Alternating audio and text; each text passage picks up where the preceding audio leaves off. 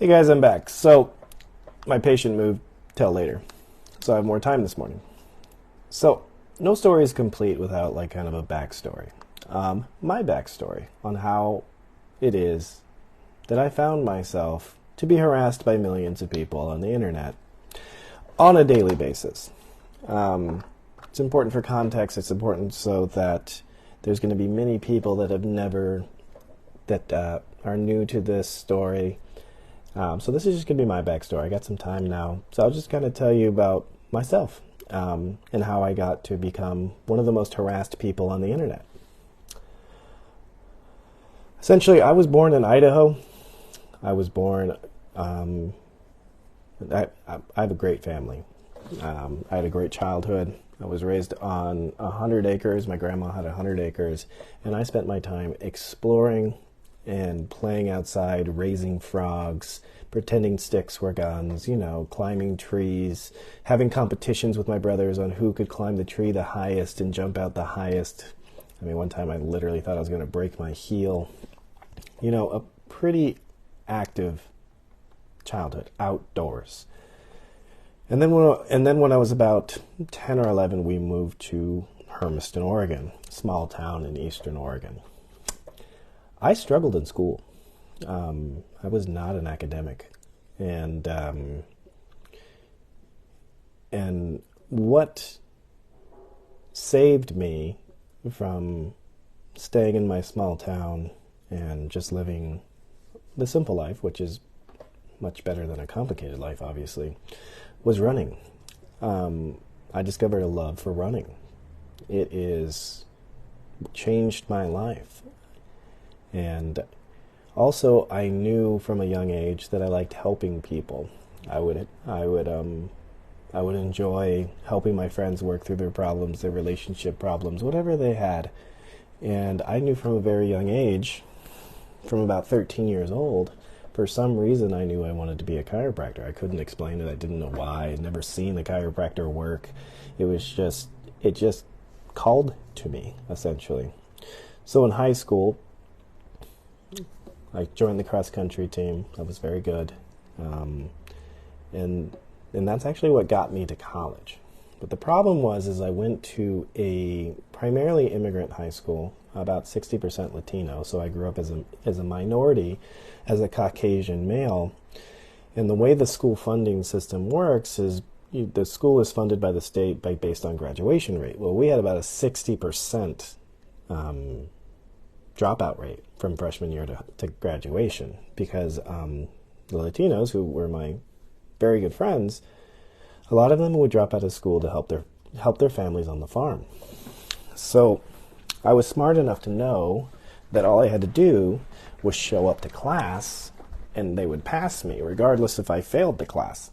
So, which sometimes intelligence is not a good thing because it can make you lazy when you're a kid.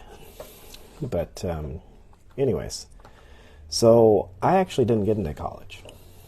My SAT scores were terrible. I read at about a 6th grade level.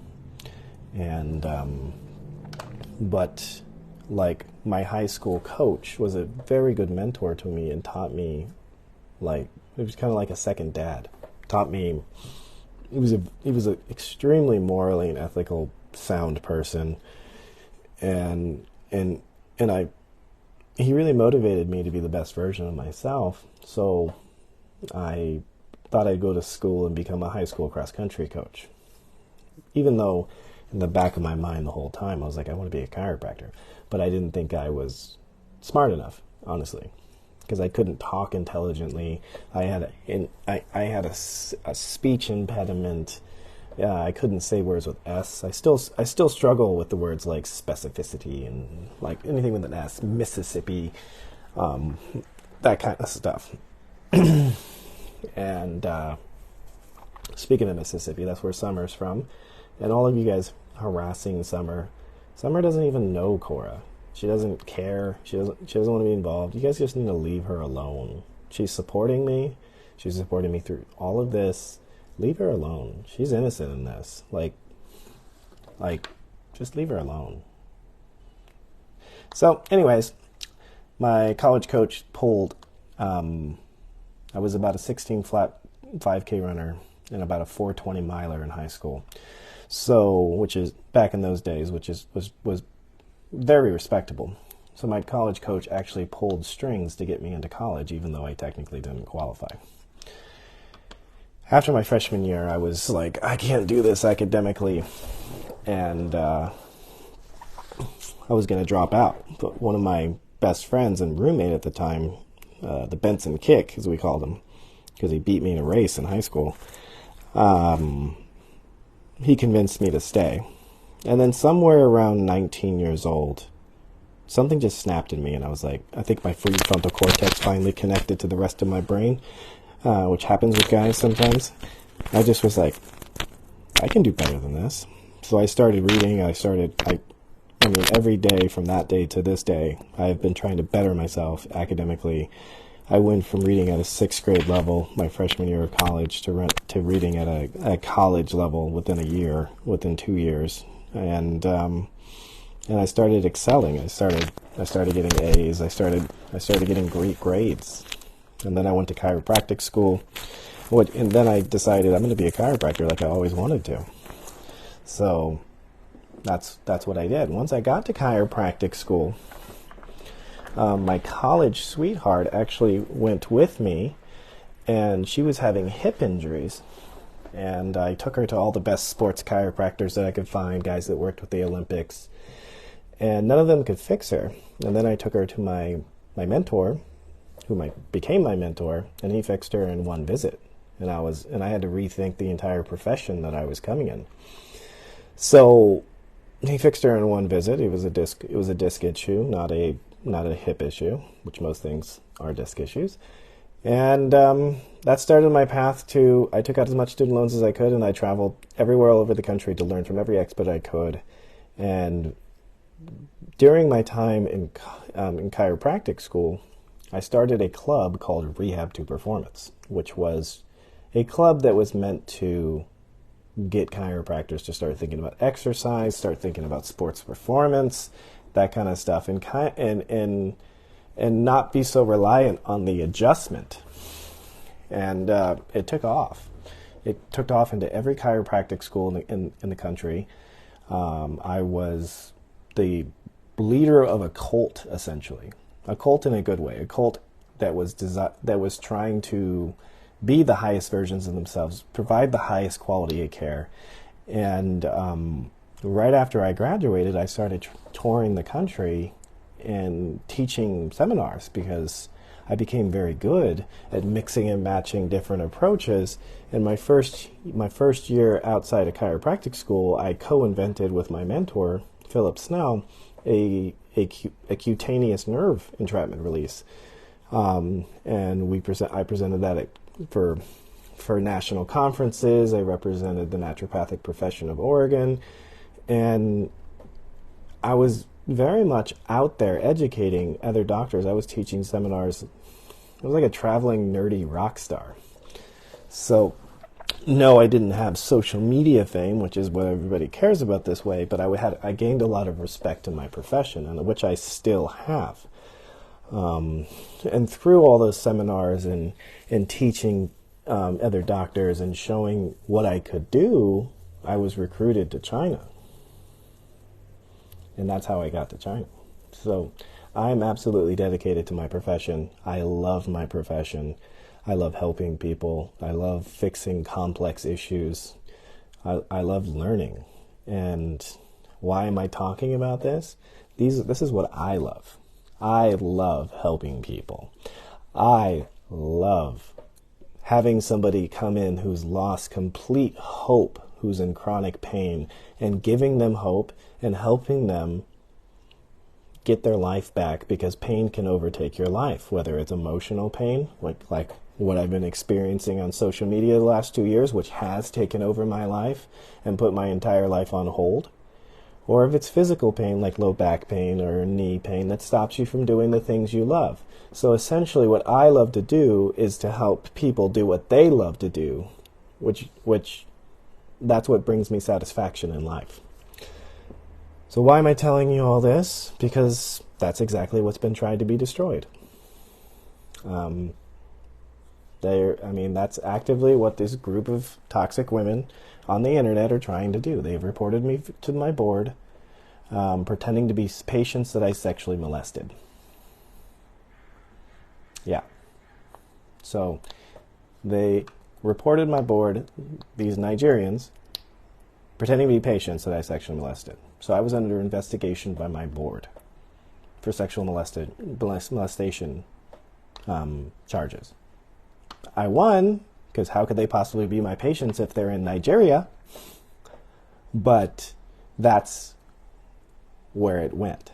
So that's kind of my backstory and who I am. Obviously, the most important things in my life are my profession, which I love, which is constantly trying to be taken away from me by these people. They're making up stories. They're doing anything they can. They negatively review my business at my ex-wife's instructions publicly. And the other thing that I love is my children, which, again, they make accusations of sexual molestation online. They make accusations that I beat my daughters. They make accusations that I'm a terrible father. So everything that I love is what they're trying to take from me. And that is what toxic people do. They find what you love and they try to take it from you.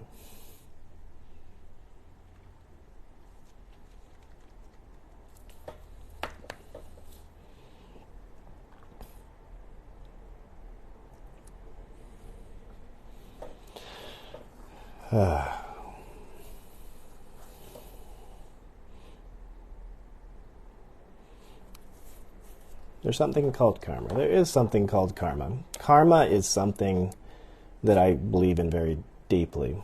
I almost think that meeting my ex was my karma for maybe sins in a previous lifetime. Maybe I didn't treat someone well in this lifetime, but I can't imagine what would deserve this sort of punishment. But it was probably in another lifetime, a previous lifetime. So we're going to continue on. I thought I would give my backstory so that people understand who I am, what drives me, and why it's time for me to start talking. And I'm realizing, I'm like, man, I got so much stuff to go through. This is going to take forever. And it's kind of, although this is very freeing, because it's like I can finally, like, I'm not supposed to be talking about any of this, but it's like it's to the point where it's like, screw it. Like, I need to clear my name. I need to tell my side of the story, and I need to help people. Whatever the consequence, I need to help other people in toxic relationships, because my relationship was toxic, narcissistic abuse from hell, and it was displayed in the public. So there's many people that can learn from my mistakes, and I made mistakes.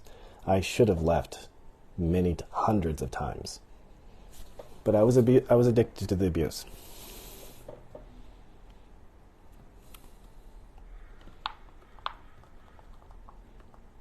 I will be right back.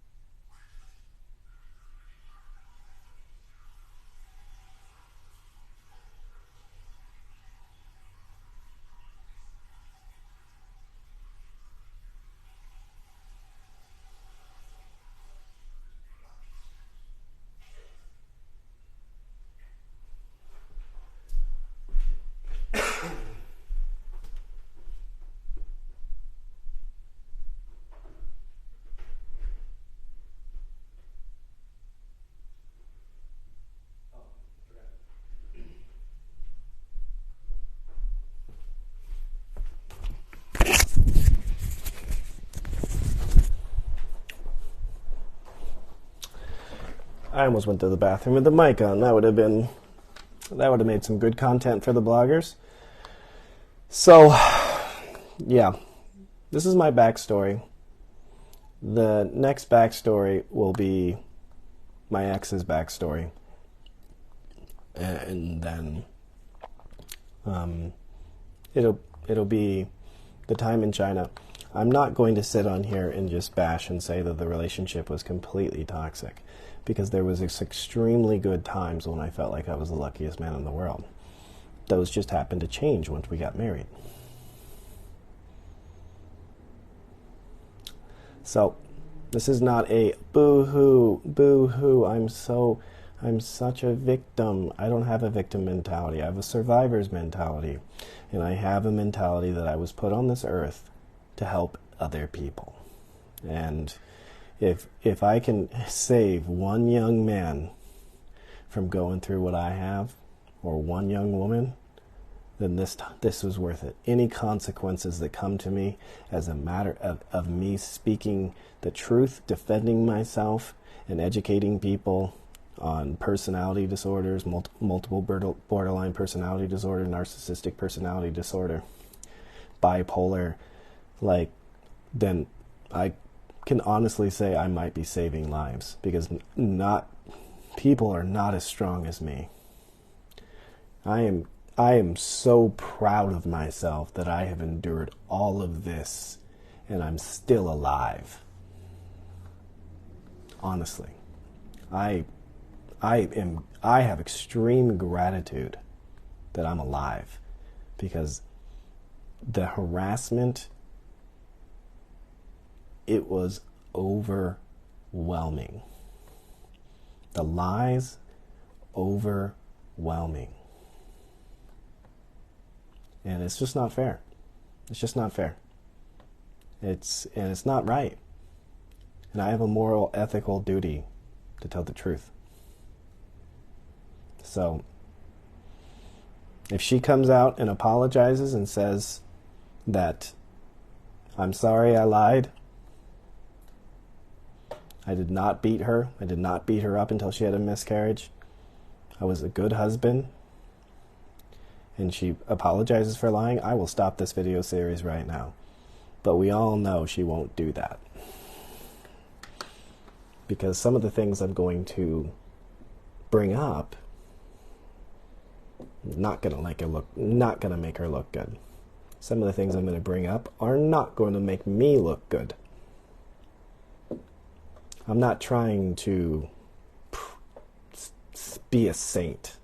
I'm not trying to be like, oh, boo-hoo, this is real, this is real life, this is what people go through when marriages end, and sometimes they end in the worst way. I am not unique to this. Many of you guys have experienced similar in your life. And this is me saying what I need to say so that I can heal, because having lies told about you, especially as a man, when a woman comes out, look what happened to Johnny Depp. His whole world was destroyed, and he had to sue her. Same thing I'm going to have to do unless she apologizes. And then Amber Heard's thrift shopping somewhere in Spain, and Johnny Depp's back on top. It's sad that it has to go to that level, because when a man is accused of these sort of crimes, everyone turns their back on them, and so women have all the power to destroy a man's life with their words, and they don't even have to be true. There doesn't even have to be evidence of the truth. They just say it, and then everyone's like, oh, yeah, women supporting women. Everyone comes in and is like, let's support this poor soul that's been abused. Abused people don't go on the internet harassing the person that abused them. They don't. I'm actually terrified of what they're going to do to me. I'm scared of them. They're crazy. They will do anything in their power. anything. They don't care. I'm legitimately afraid. I'm legitimately afraid of Nancy. Nancy is a mean, nasty human that has no boundaries, no limits in what she will do. I'm legitimately scared of her. I'm legitimately scared of Cora. These people are psychotic. These people will do anything they can to hurt people, and it makes them feel good about themselves. I've seen them. I've seen them hurt people, other people besides me, and they get satisfaction from it. And I'm just like, what the fuck? So that's what an abused person feels like. They're scared. They're scared to confront their abusers. They don't go on the internet and be like, he did this, he did that. Because if I was actually abusing her, she'd be worried that I'd come over and attack her. You don't go online and boldly provoke a man that's been harassing, that's been physically violent towards you. You don't do that. You'll be afraid. Anyways, people say man acting like a woman. That's the problem with society. You guys don't like it when men talk. You don't like it when they expose the other side. And it's sad, because that's why men suffer in silence, and that's also why they cheat on you. Why would a man say faithful to a woman that thinks he's being a woman for expressing how he feels? This is 2023.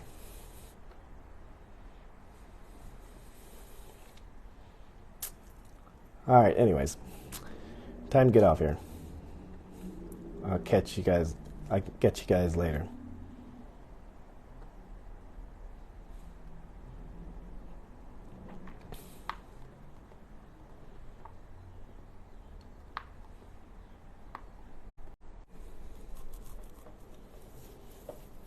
Did I have all the red flags? No, actually I didn't. The red flag showed up after I already took my marriage vows. Alright guys, getting off here. Another video later. I'm gonna walk through the entire story step by step so that someone can learn from this, and I'm ready to face any consequences. I'm ready. See y'all later.